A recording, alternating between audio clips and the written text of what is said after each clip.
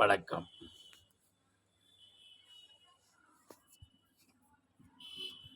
நாம் இப்போ பால்கனியில் நாம் அமர்ந்திருக்கிறோம்.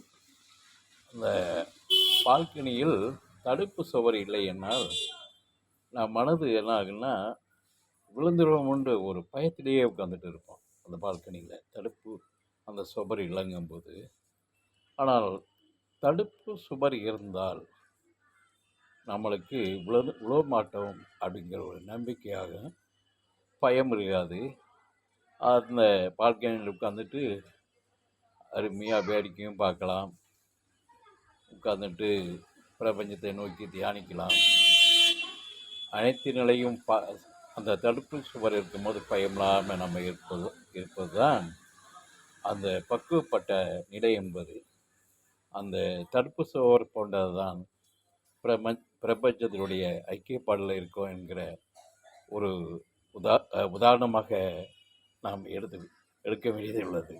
ஆனால் இந்த பக்குவப்படும் ஞான நிலை பிரபஞ்ச ஆற்றல் இந்த தடுப்பு சுவராக இருந்து நம்மை அந்த இறை பாதையிலும் சரி, வாழ்க்கை நெறியிலும் சரி, அனைத்து நிலையிலையும் நம்மை ஒரு பக்குவப்படுத்தி மேலோங்கி இறை நிலையோடு, இறை விசுவாசத்தோட, இறை அன்போட, இறை இன்பத்தோடு வாழ்வதற்கு இந்த பிரபஞ்சம் நம்மளுக்கு சுவராக இருந்து நம்மளை ஆட்கொள்கிறது. அதுதான் உண்மை. நம்ம 1000 மாடி வீடு கட்டியிருந்தாலும் இந்த பால்கனியில் போய் உட்காரும்போது அந்த தடுப்பு சுவர் இல்லை என்றால் என்னாகும்? பயம்தான் வரும். இல்லை அப்படி திரும்பினாலும் இப்படி திரும்பினாலும் விழுந்துருவான்ற ஒரு பயம் தன்னறியாமல் ஏற்படும். அந்த பயத்தில் தான் உட்காந்துட்டு இருப்போம். அதே போல தான் நம்மளுடைய வாழ்க்கையிலேயே சரி, மேலேயோ கீழே இருக்கும்போது அப்பக்கப்போ ஒரு பய நிலையை உண்டாக்கும்.